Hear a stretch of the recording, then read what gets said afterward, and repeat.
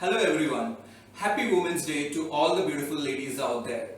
As a life coach, majority of my clientele are women.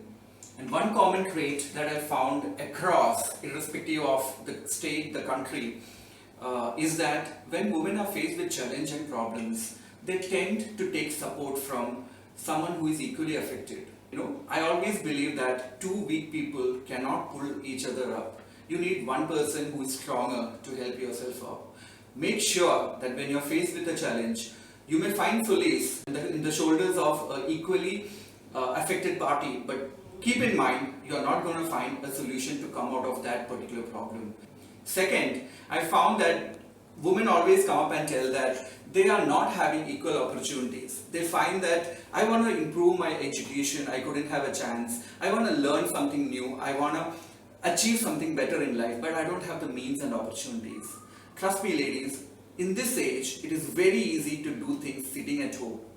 You can educate yourself, you can even find means of earning sitting at home. It's all about having a will.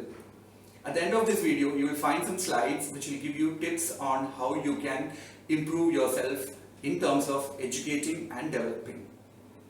Wishing you all a happy Women's Day once again, each for equal.